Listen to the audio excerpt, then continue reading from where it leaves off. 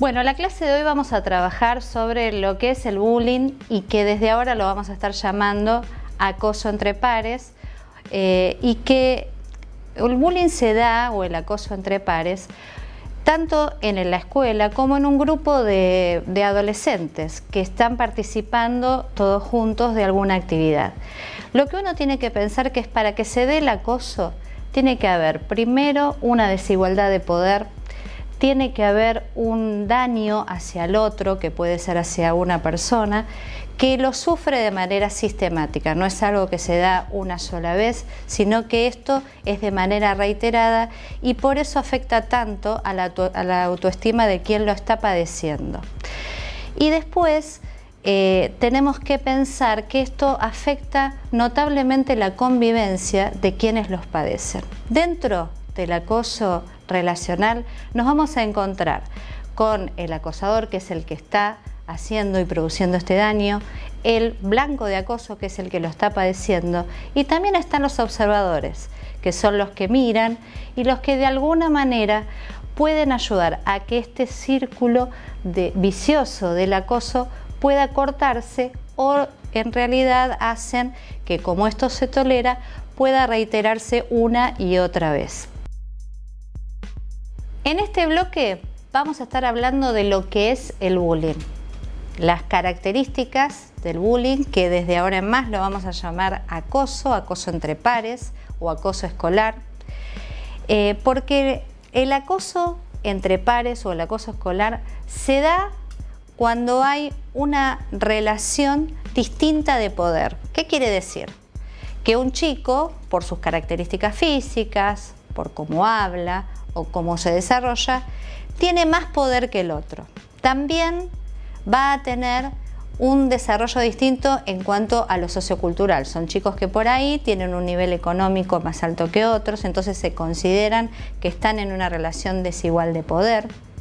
También el acoso escolar tiene como característica que es reiterado, que es algo sistemático y que los actores dentro del bullying se van a sentir de diferente manera. El acosador va a salir muy contento, se va a sentir importante, se va a sentir excitado. En cambio, el que sufre el acoso va a sentirse humillado, va a sentirse que no sirve, va a sentirse muy angustiado por esta situación y que no sabe cómo manejarla. El acoso escolar se da de diferentes maneras. Una de las maneras que muchos conocemos y que se lo llama ciberbullying tiene que ver con el acoso a través de las redes sociales. Es un acoso muy doloroso porque generalmente no se frena. Cuando el acoso se da de cara a cara, la situación pasa ahí y queda ahí, y si bien es muy dolorosa, el chico cuando se va de ahí no sigue padeciendo esta situación. En cambio, cuando alguien subió algo a las redes, hizo un mal comentario sobre alguien, sube un video donde ese chico se lo ve en una situación desfavorable, o se hace un comentario muy cruel de ellos, a veces por sus dificultades, a veces con dificultades en relación al grupo o porque es distinto, ese chico lo padece una y otra vez, cada vez que se hace un comentario, cada vez que se comparte. Por eso es tan importante comenzar a darnos cuenta que ahí es donde nosotros podemos actuar como líderes para poder intervenir y no tolerar estas cosas. Otra forma es la violencia física. En la violencia física lo que se hace es empujar, tirar del pelo, a veces se los encierra en algún lugar. Obviamente que el chico se siente muy desvalido. Y en esta violencia física también lo que hay que tener muchísimo cuidado es que si un chico te empieza a contar que esto le está pasando en la escuela, y por supuesto si está pasando dentro del grupo, el tema es si corre riesgo su físico, si corre riesgo, más importante. Acá no solamente tenemos que escuchar, sino tenemos que actuar. Si conocemos a la familia, enseguida intervenir, ayudar que la familia intervenga dentro del colegio, porque los colegios están obligados a tener que intervenir en este tipo de situaciones. Por lo cual, estas situaciones, cuando ya hay una violencia física y puede correr riesgo, es muy importante actuar de manera rápida, porque no sabemos qué es lo que puede llegar a pasar. Después está la violencia con los materiales, ¿no? Te agarro las cosas, te las escondo. Chicos que le roban las cosas, que se las rompen, le agarran las carpetas y se las rompen. Y dentro de un grupo de adolescentes podemos pensar, bueno, parece chiste, le agarro la mochila en un campamento, le escondo cosas que tiene que usar. Y entonces eso parece un chiste, pero en realidad estoy produciendo un acoso. Después está el acoso que tiene que ver con lo psicológico. Te dejo solo, no hablo con vos, no me junto con vos, pensás distinto, sos medio raro, entonces prefiero dejarte de lado o directamente me junto con el grupo y me voy para el otro lado cada vez que esa persona aparece. Eso produce un daño muy profundo y heridas que son difíciles de trabajar después. Por eso es tan importante estar atentos. ¿Qué está pasando en nuestro grupo? ¿Están pasando alguna de estas cuestiones? Y otras más graves, que es cuando ya hay otro tipo de intencionalidad donde se da un acoso más de tipo sexual, ¿no? Donde te digo cosas, te toco, hago cosas que el otro no quiere. Entonces ya ahí vamos como haciendo cosas cada vez más crueles. Algo que está pasando mucho también tiene que ver con el humor. Hay un humor que es muy cruel. Si yo me empiezo a reír de tus debilidades, si yo me acostumbro a reírme porque vos tenés alguna discapacidad, si yo me acostumbro a reírme de cosas que a vos te pasan, pero donde no me estoy riendo con el otro, sino que yo me estoy riendo de vos.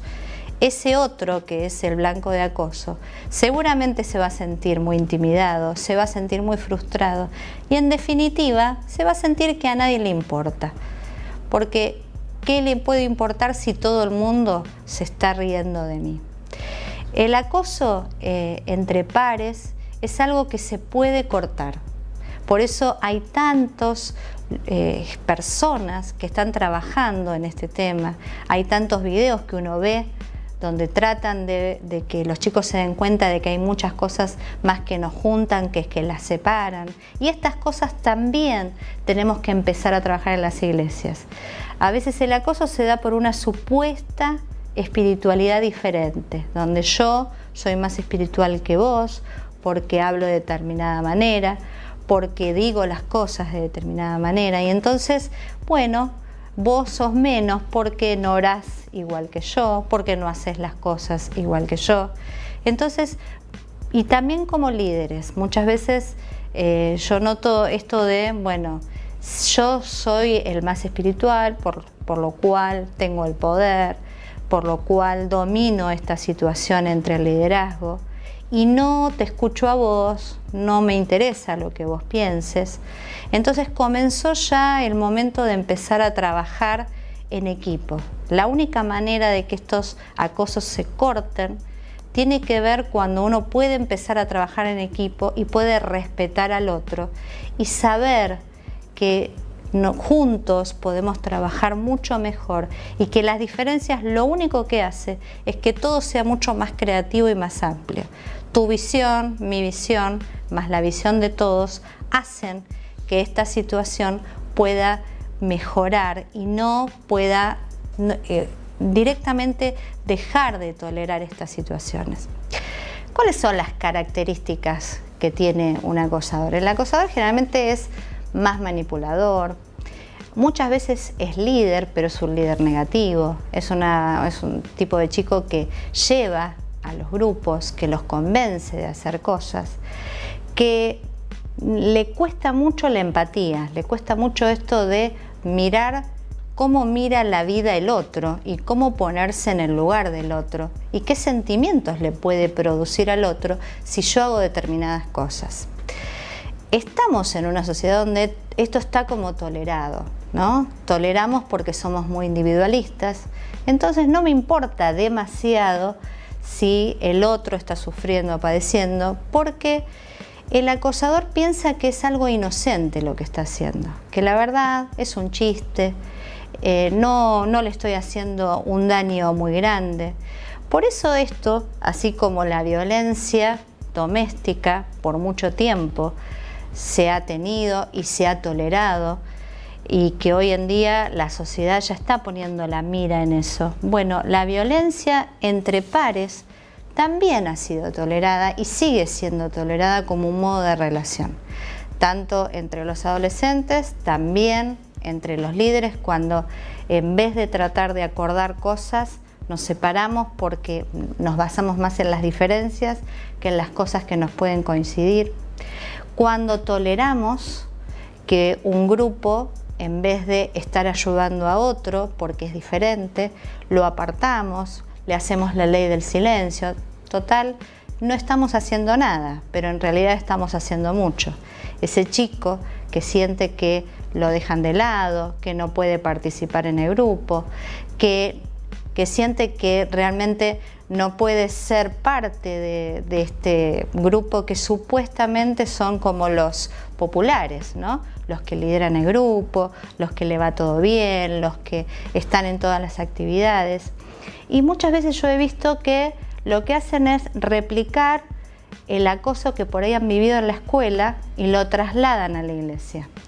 ¿Qué es esto? Por ahí chicos que son blancos de acoso dentro de su colegio porque, no sé, porque son evangélicos, porque son distintos, porque no hacen cosas que otros hacen, después vienen a la iglesia y como se da esta relación de poder, porque yo entonces ahí me siento fuerte, me siento más seguro, hago esta situación de relación donde yo me transformo en el acosador del otro, haciendo todo este tipo de conductas que, como parecen mucho más sutiles, pareciera que no están generando un daño permanente. Y sin embargo, el chico que es blanco de acoso, de cualquier situación, sea psicológica, sea verbal, sea por acción, o como un chiste, pareciera que es un chiste, le agarro las cosas, se las escondo, ese chico está sufriendo. ¿Qué lleva a un chico a ser un acosador? Generalmente son chicos, por supuesto, con una autoestima muy pobre, porque quien tiene una autoestima fuerte nunca va a necesitar tener una relación de poder con respecto al otro, sino que se va a sentir seguro y va a querer que el otro también se desarrolle. Entonces estos chicos tienen una autoestima muy baja. Son chicos que generalmente vienen de familias conflictivas, pero que por ahí terminan a veces en un divorcio o en una separación, donde los padres, en vez de estar relacionados con los hijos y cuidándolos, están más preocupados en el conflicto que tienen entre ellos. Son chicos también donde en la casa se tolera, tanto en el lenguaje como en las acciones, el ser violentos, ¿no? Entonces todo se ve como una cargada. Te insulto, te cargo, te discrimino, digo cosas que te hacen daño, pero todo eso está tolerado, por lo cual eso también se transmite a los grupos en donde pertenecen, que puede ser el colegio, que puede ser el grupo de la iglesia. Creo que es importante empezar a darnos cuenta de que esto nos está pasando, que no es algo que se viene, sino que ya está, y que si nosotros empezamos a darnos cuenta que el grupo de pares es muy importante, el que observa, para poder cortar este círculo. El que observa puede hacerle público al acosador, entonces el acosador se va a sentir más fuerte, más poderoso. Puede ser que el chico que está con el acosador por ahí no lo ve como algo malo. Mira qué chiste, mira cómo se burla. Mira cómo pasó esto en las redes y mira qué comentarios hicieron, y además yo comento, nunca corto. Creo que llegó la hora de también trabajar estas cuestiones de como grupo. ¿Estamos cortando el acoso que se da entre los chicos o dejamos que comenten? Comentamos nosotros. compartimos esto que nos pareció gracioso y el chico que está en esa situación, o porque lo filmaron, o porque le hicieron una foto donde le hicieron un montaje fotográfico, o porque le sacaron alguna situación de donde él estaba en una forma desfavorable, o el rumor. El rumor es algo que cala muy profundo. Si alguien está hablando de mí, si alguien está opinando de mí sin que yo esté ahí presente, eso cala profundo. Muchas veces se da también el acoso en estoy hablando de vos, entra la persona y todo el mundo se queda callado y obviamente el que lo padece lo siente. Por eso es importante que pensemos que el reino, los valores del reino no tienen nada que ver con este tipo de relación.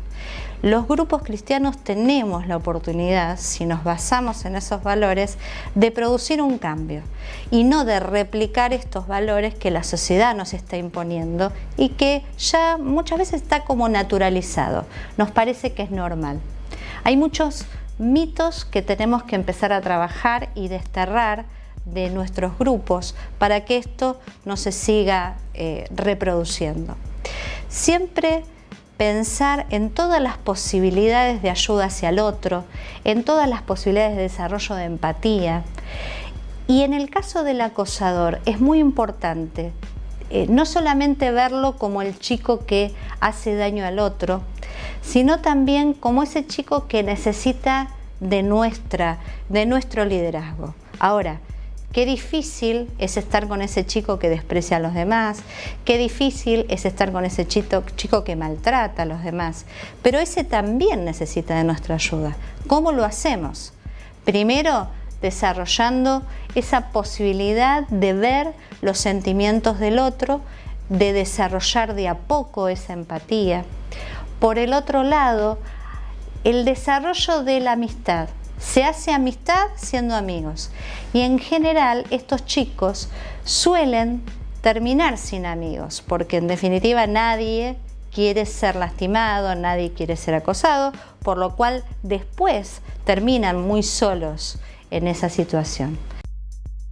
Llegamos al final y como hemos visto, hemos trabajado lo que es el acoso, hemos visto las características del acosador, del blanco de acoso, pero también quiero poner mucho énfasis en el tema de los grupos. Como grupos podemos sostener que el acoso se siga dando, podemos tolerar que la violencia se siga dando o podemos cortar este círculo. Para eso tenemos que dar espacios para poder trabajar estos temas, espacios donde los chicos nos cuenten sus situaciones que son muchas veces muy graves, que los afectan de manera profunda. Estar atentos, porque esto es algo que es delicado, que a veces las intervenciones que hagamos son suficientes, pero que a veces no. Y estar atentos a determinados signos que les dejo en el material complementario de cuestiones más de depresión o de otras cuestiones más difíciles, porque allí tenemos que dar intervención por ahí a algún profesional.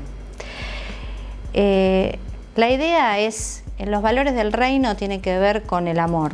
Y cuando hay amor, la verdad que estas cosas no pueden suceder. Entonces, el versículo en Romanos 13:8 dice: no tengan deudas pendientes con nadie, a no ser de amarse unos a otros. De hecho, quien ama al prójimo ya ha cumplido la ley.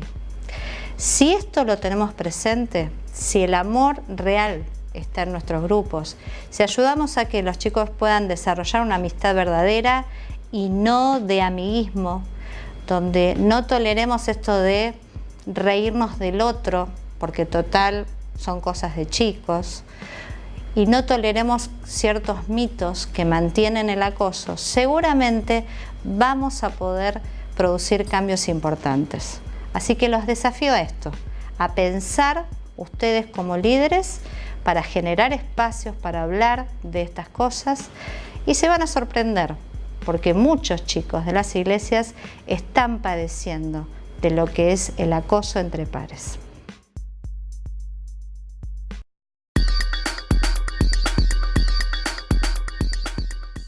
Hola, cuando hablamos nosotros de violencia familiar, lo primero que solemos pensar es las situaciones en donde tenemos una mujer maltratada y tenemos un varón que agrede.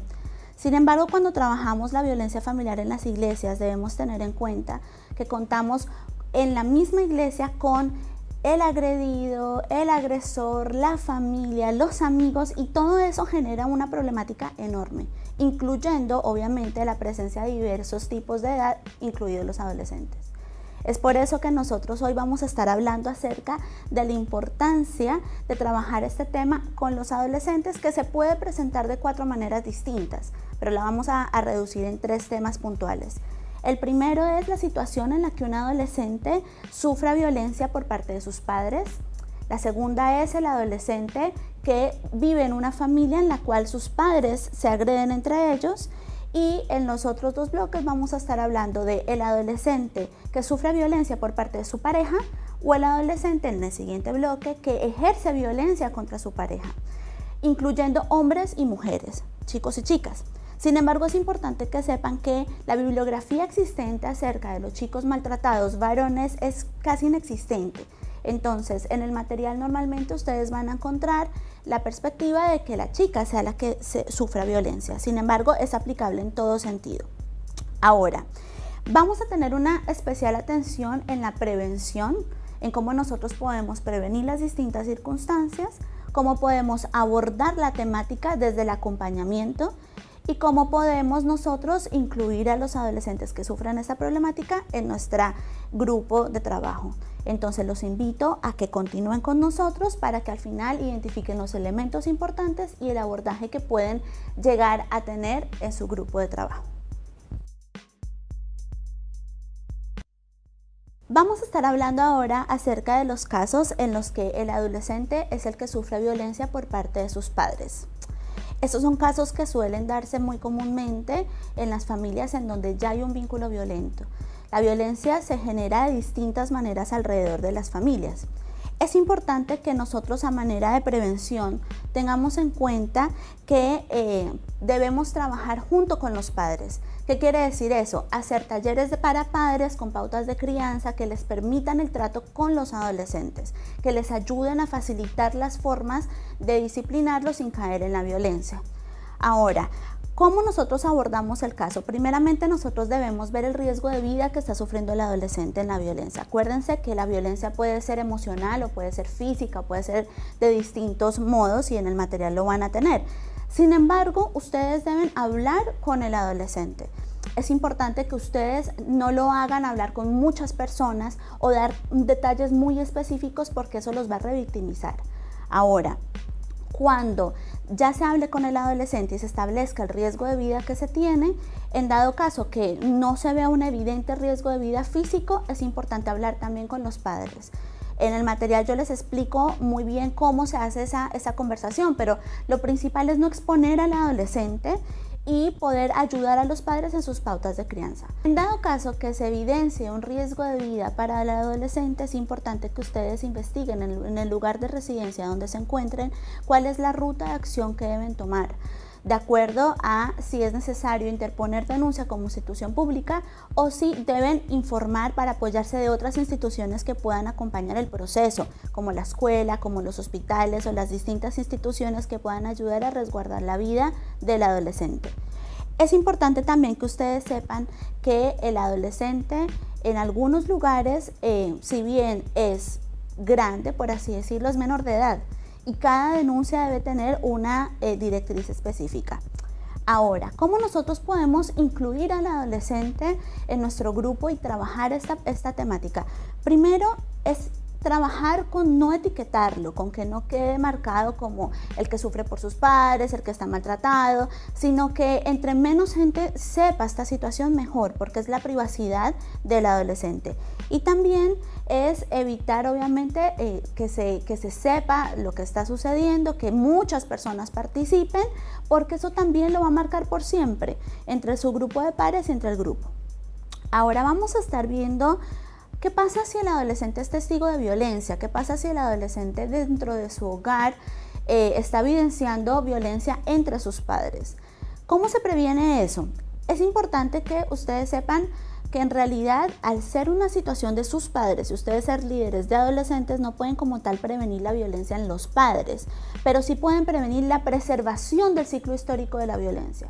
¿Qué quiere decir eso? Que si no se trabaja con estos chicos, muy probablemente más adelante en sus hogares vayan a preservar estos modelos y los vayan a replicar desde el lugar del agresor o desde el lugar de la víctima. Ahora, para prevenir eso es importante tener talleres con los chicos en donde se trabajen temáticas específicas, como los vínculos violentos, lo que es la familia, lo que se supone que es el amor, lo que se supone que es la comunicación. Todas estas temáticas van a ayudar a que no se replique el modelo cuando ellos tengan sus propios hogares. ¿Cómo podemos abordar? Es importante que los adolescentes tengan unas pautas específicas respecto a la protección de su vida. Por ejemplo, una pauta muy importante es que no se metan en la mitad de la discusión de sus padres. ¿Por qué? Suele suceder que los chicos, más que todos los varones, cuando son mayores, intentan evitar la violencia. Al hacer eso, lo que hacen es ponerse en peligro y la madre, si es la que está sufriendo violencia, por proteger al adolescente, se expone más a ella y puede sufrir mayores daños. Entonces, una pauta importante es que el adolescente se ponga en resguardo, se esconda, llame a la policía, llame un número de emergencia y que también ponga en resguardo a sus hermanitos o que salga del hogar. Todo esto va a permitir que su integridad física dure lo más posible y que luego se pueda trabajar con ellos. También se debe trabajar la terapia, se debe trabajar todos los asuntos para que, su vida y su integridad esté mucho mejor. También ustedes como líderes deben buscar la oportunidad de ayudar a los padres del adolescente si se encuentran en la iglesia o en su entorno, ofreciendo la ayuda necesaria justamente para poder minimizar los efectos de la violencia. ¿Cómo podemos incluir un adolescente en un grupo de trabajo así? Es importante que conozca diferentes modelos de familia. Hagan que el adolescente conozca y se integre no solo al grupo de pares, sino que conozca a sus líderes desde otro lugar, otros modelos de familia, otros modelos de vinculación, otros modelos de manejo de conflictos. Va a ayudar, como yo les decía anteriormente, a evitar la preservación y la continuidad de los modelos violentos, siempre y cuando el adolescente tenga claro que su historia define lo que es ahora, pero lo que va a venir en el futuro depende de las decisiones que tomen en el presente. Y para eso, las pautas que ustedes les puedan dar van a ser muy importantes. Van a realizar la siguiente tarea.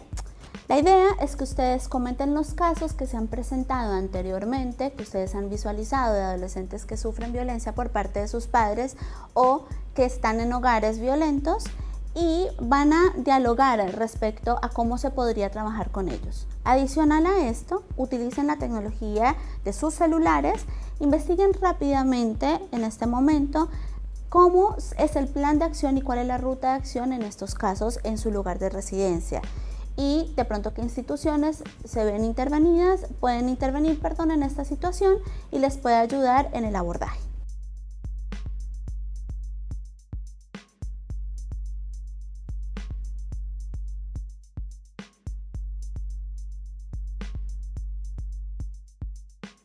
Bien, es importante esta actividad que ustedes acaban de hacer porque el apoyo que van a tener como iglesia es la red institucional que tengan alrededor. Nosotros muchas veces intentamos hacer todo lo posible para ayudar, pero hay personas especializadas que tienen muchas herramientas que les pueden servir. Entonces, les animo a continuar con ese proceso de investigar y de conocer y también la ruta de acción que se debe tomar de acuerdo a los distintos casos que se les presenten. Ahora, ¿cómo hacer si el adolescente sufre violencia por parte de su pareja? Acá es muy importante que no necesariamente tienen que ser novios oficiales o convivientes. El hecho de que ustedes estén evidenciando que algún adolescente sufre violencia física o emocional por parte de su pareja, ya lo evidencia que hay que actuar. Ahora, ¿cómo se puede prevenir esto? Para esto, antes de hablar de la prevención, quiero que hablemos de 3 elementos importantes que siempre se presentan en una relación violenta de pareja. La primera es la dependencia emocional. La dependencia emocional que surge a partir de la víctima es que siente que sin el otro no puede vivir. Evidentemente eso le impide terminar con la relación. Eso le impide, a pesar de que esté observando lo que está pasando, desligarse de la otra persona y lo vive como si estuviera perdiendo un miembro de su cuerpo. Ahora, también es importante la baja autoestima. La baja autoestima es el sostén que hace que el adolescente no se dé cuenta que está siendo maltratado porque tiene vacíos emocionales normalmente de su hogar de origen, de su lugar de origen. Y también que no hay un proyecto de vida, es decir, que su único propósito en la vida se establece como el tener pareja. Entonces, el no tener pareja se visualiza como un fracaso. Y por último, el aislamiento. El aislamiento es el elemento que el agresor utiliza inicialmente para tener a la persona solo para sí y luego la víctima, lo hace para, digamos, evitar conflictos con el agresor, pero luego en el tiempo se queda solo. Y también en el caso específico de los adolescentes para demostrar que son grandes.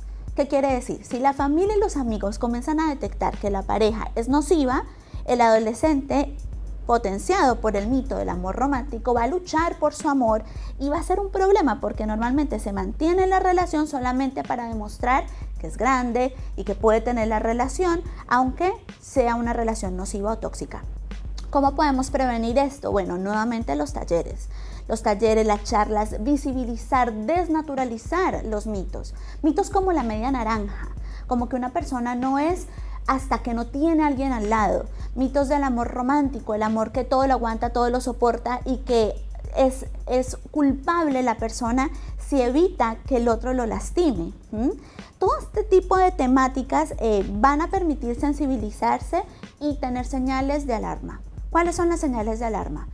En el noviazgo, por ejemplo, que le controle las redes sociales, que le controle la manera de vestirse, que se enoje cuando está con otras personas, una persona que comienza a controlar las entradas, las salidas, con quién habla, con quién no habla. En el material ustedes tienen todo el listado, son señales de alerta. Y cuando la víctima, por ejemplo, cambia completamente, cuando el agresor o la agresora se comunica, le escribe, cada vez se aísla más, todo esto son señales de alerta. ¿Cómo podemos abordar cuando ya nosotros identificamos que hay violencia en el noviazgo?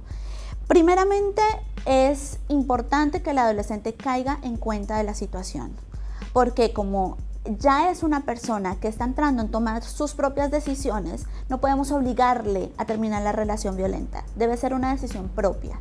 Entonces, para esto, nosotros debemos hablar desde un punto que el adolescente sienta que no le estamos obligando, sino que le estamos presentando la situación y que caiga en cuenta de lo que le sucede. Luego, igual que el punto anterior, es importante ver el riesgo de vida que tiene. Si el riesgo de vida es alto, nosotros debemos animar a que se interponga una denuncia. Pero volvemos a lo mismo, la denuncia depende en cada lugar debido a que son menores de edad. En muchos lugares no pueden interponer la denuncia, necesitan un tutor legal. Todo eso ustedes deben saberlo. Y por otro lado también poner en resguardo al adolescente con todo un plan de seguridad que en la bibliografía adicional yo les oriento en algún material que pueden llegar a tener. Deben también saber las líneas de atención. Hay muchos lugares donde tienen líneas de atención las 24 horas en donde les orientan mejor respecto a lo que deben seguir. Por último, ¿cómo podemos incluir a un adolescente que está sufriendo violencia para que el mismo grupo le pueda ayudar? Número 1, tengan cuidado con que la dependencia al agresor pase a depender del líder, porque es una persona que sufre dependencia emocional, va a querer depender de alguien. Entonces ustedes deben trabajar en que no dependa de ustedes, sino que comience a sumar y a llenar esos vacíos emocionales a través del trabajo con otros adolescentes, con el grupo de pares, generando nuevos vínculos sanos. Entre más trabaje con su grupo de pares, más sube su autoestima y menos tiene dependencia emocional hacia ustedes o hacia cualquier persona. Y también este grupo de pares le va a ayudar a identificarse como persona íntegra, valiosa, importante y a evitar nuevamente caer en un vínculo violento. Ahora vamos a hablar acerca de lo que pasaría o cómo abordar el caso de que ustedes identifiquen que el adolescente o la adolescente ejerce violencia contra su pareja de tipo emocional, físico, como nosotros lo veníamos viendo. Primeramente, volvemos a hablar de los elementos importantes. La dependencia emocional también está en quien agrede. ¿Por qué? Porque también tiene vacíos emocionales. El tema es que lo trabaja como compensación. Depende emocionalmente del otro porque siente que necesita del otro. Es por ese motivo que a pesar de que se queje constantemente y presente motivos para comportarse de esa manera, no termina la relación. Uno diría, si su pareja, si su novio, si su novia es tan mala, ¿por qué no termina? Precisamente porque depende emocionalmente de él o de ella. Para esto, ejerce herramientas de manipulación para seguir manteniendo la relación. Manipulación como que se va a suicidar, como que no puede vivir sin esta persona, que no va a poder cambiar sin ella. Ahora, la baja autoestima también está presente en el agresor, como yo les decía. Tiene déficit emocional, tiene vacíos emocionales, pero en vez de buscar que el otro lo complete desde el lugar de la víctima, que busca al otro para que le llene, para que lo dirige, para que lo domine, el agresor busca compensar ejerciendo poder sobre un otro. Ahora, también tiene un mal manejo de las emociones. Son personas que no aprenden a elaborar el miedo ni la tristeza y lo canalizan a través solamente de la agresión. Y por último tenemos el aislamiento, que también lo sufre el agresor. El agresor, a pesar de que esté rodeado de amigos, rodeado de personas, tiene dificultades para tener relaciones profundas. Esto hace que la única persona con la que tenga una relación profunda es justamente a quien agrede. Y ocasiona que sienta nuevamente la dependencia emocional y que sienta que cualquier otra persona que se relaciona con su pareja es un posible competidor de su afecto y de su amor. Así sean los hijos, así sean los padres o los amigos, cualquiera. Ahora, ¿cómo podemos prevenir que nuestros adolescentes ejerzan violencia contra sus parejas? Es muy importante que nosotros trabajemos talleres de manejo de emociones. Dentro de la bibliografía les recomiendo un libro acerca de la educación emocional, que es uno de los mejores que yo he visto que se ha trabajado sobre esa temática, porque no enseñamos a los chicos y a los adolescentes a manejar las emociones y esperamos que los adultos luego los sanen. Ahora, todo este tema del manejo emocional les va a permitir darse cuenta de sus excesos, les va a dar cuenta de hacerse cargo de sus acciones. También es importante talleres respecto a proyecto de vida. Volvemos a lo mismo, a que el tener pareja no sea todo lo que anhelen en la vida y que también comiencen a darse cuenta de sus habilidades, de lo que sí tienen y que no necesitan del otro. Es importante también que se trabaje la autoestima. El agresor puede llegarse a presentar como una persona muy segura, pero como vimos ahora también tiene vacíos emocionales. Entonces todo el tema de la sanidad, de las problemáticas que ha tenido en su hogar de origen, va a ayudarle a sentirse más seguro consigo mismo y no necesitar ejercer el poder sobre otro. Ahora, también talleres acerca de la asertividad, el manejo del conflicto, cómo manejar las situaciones sin agredir, cómo tolerar el pensamiento distinto del otro sin tener que imponerse a este. Ahora, ¿cómo podemos abordar cuando nosotros ya hemos evidenciado que uno de nuestros adolescentes ejerce violencia contra su pareja? Número uno, se debe tener en cuenta las señales de alerta para eso y se debe tener una charla honesta con este adolescente. Una charla en donde se les presente elementos importantes. El primero, no hay ningún motivo que justifique la violencia o el control sobre el otro. Si yo desconfío de mi pareja, es mejor terminar con ella, hablando en el ámbito del noviazgo. Y para eso no hay ningún motivo para dominar, para controlar o para golpear el otro. Cuando se desvincula el motivo de la agresión, es cuando el adolescente va a caer en cuenta de que su reacción no tiene justificación y por ende que tiene consecuencias. Es importante hacerle dar en cuenta las consecuencias que puede llegar a tener si continúa por ese camino. Y por último, la importancia de buscar ayuda. Para eso hay muy pocas personas que brindan ayuda a quienes ejercen violencia, pero sí hay mucho material que ustedes pueden encontrar en internet acerca de cómo poder ayudar a los adolescentes o a las personas en general que ejercen violencia. Y por último, ¿cómo podemos nosotros incluir un adolescente que sabemos que está ejerciendo violencia contra otros? Número uno, es importante no juzgarlo, porque como veíamos anteriormente, nadie agrede solamente porque quiere agredir. Es cierto que continúa agrediendo por una decisión personal, pero muchas veces tiene que ver con una historia. Entonces, para eso es importante no juzgarlo y rodearlo de personas, pero rodearlo de personas maduras, personas que no vayan a ser dominadas por esta persona, sino que sean personas maduras, líderes o mismos adolescentes que puedan guiarlo, que puedan potenciarlo en su autoestima, pero que al mismo tiempo le presenten un modo de vinculación distinto, un modo de vinculación desde el par, no desde una simetría en donde él domina al otro. Para esto es importante que ustedes estén preparados.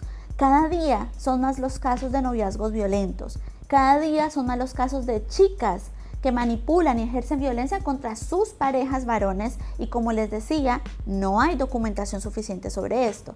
Entonces, si ustedes trabajan la prevención, van a disminuir la cantidad de casos que van a estar trabajando que luego se presentan como otras cosas. ¿Qué quiere decir esto? Muchas veces inicia como violencia y es violencia, pero se ve manifestado en otras situaciones, de pronto en conflictos, de pronto en que se quiere ir de la iglesia, de pronto en que está deprimida o está triste, pero si ustedes se ponen a ver más profundamente la raíz, es que tiene una relación tóxica con otro, bien sea que sea novio o no sea novio. Y para esto también es importante que ustedes entiendan que no se toma mucho en cuenta las relaciones adolescentes porque suelen ser fugaces. Entonces, no se pone la mirada en esto, pero sí es conocido que más del 95% de los casos de violencia conyugal de casados iniciaron en el noviazgo. Y más de la mitad de los casos de agresores iniciaron maltratando en sus relaciones adolescentes. Bueno, a manera de conclusión, es importante que veamos lo siguiente.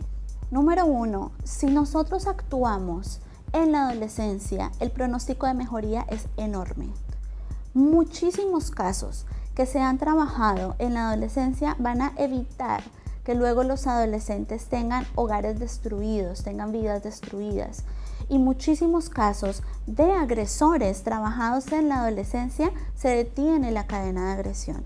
Pero al mismo tiempo, si no se hace nada en la adolescencia, el camino que viene por delante solamente es exponencial, solamente es de gravedad, de casos y casos y casos que se presenten. Porque, como les decía anteriormente, normalmente las relaciones en la adolescencia no se les pone mucha atención porque se espera que sean fugaces, se espera que sean relaciones muy desequilibradas, en donde hay muchas lágrimas y mucho sufrimiento, pero en realidad es el momento justo para poder trabajar lo que más adelante van a hacer estos chicos.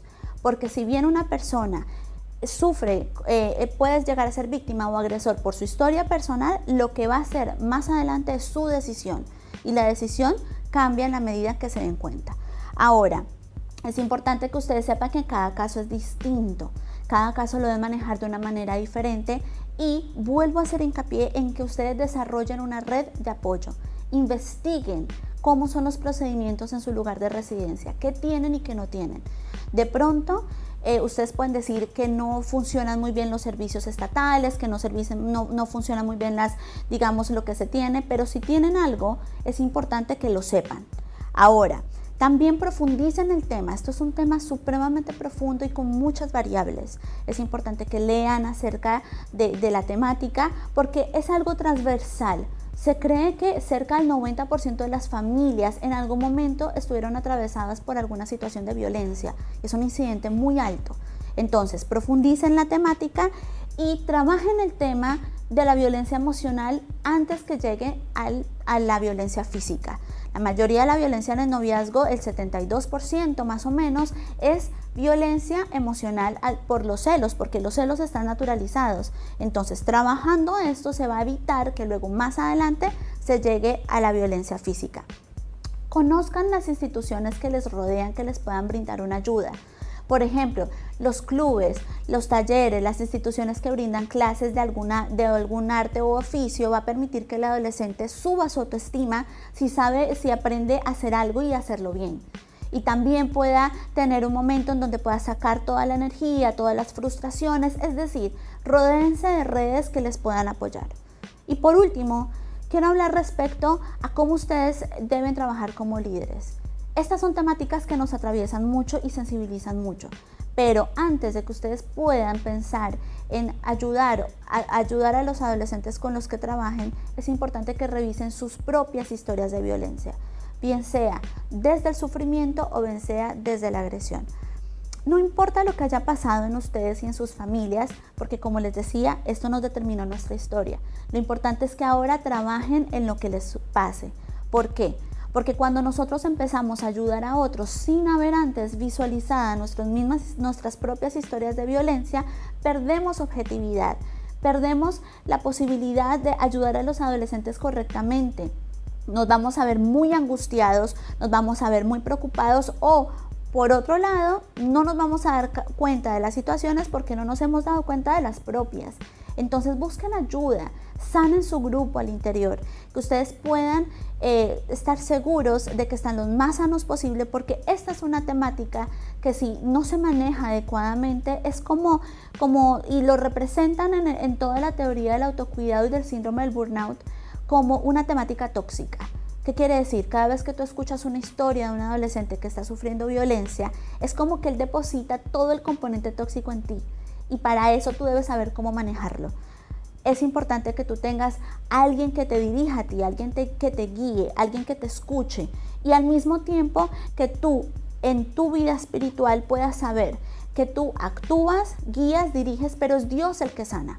Más allá de que la relación del adolescente o de las situaciones continúen o no, nuestro enfoque es que el adolescente tenga una relación personal con Dios. Solamente de esa manera va a salir del ciclo de la violencia. Solamente de esa manera va a salir adelante, independientemente si el agresor cambia o no cambia. Porque esta debe ser nuestra transversalidad. Dios es el único que sana y es el único que puede sacar adelante a las personas que viven en el ciclo de violencia. Sin su ayuda no se puede. Hay muy bajos índices de mejoría total de situaciones de violencia, a menos de que hayan tenido la intervención espiritual y sobrenatural de Dios.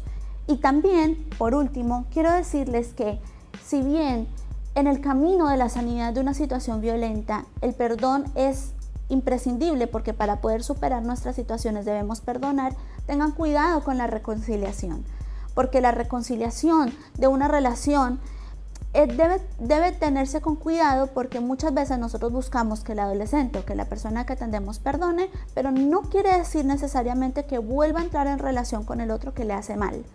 Para esto debemos trabajar muy bien el tema de que el que agrede o la persona que está sufriendo en determinado motivo también busque ayuda, también esté siendo atendido, no solamente a nivel espiritual, sino a nivel psicológico.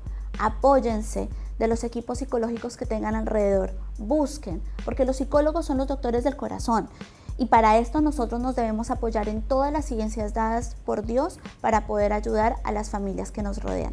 Muchísimas gracias y que Dios les bendiga.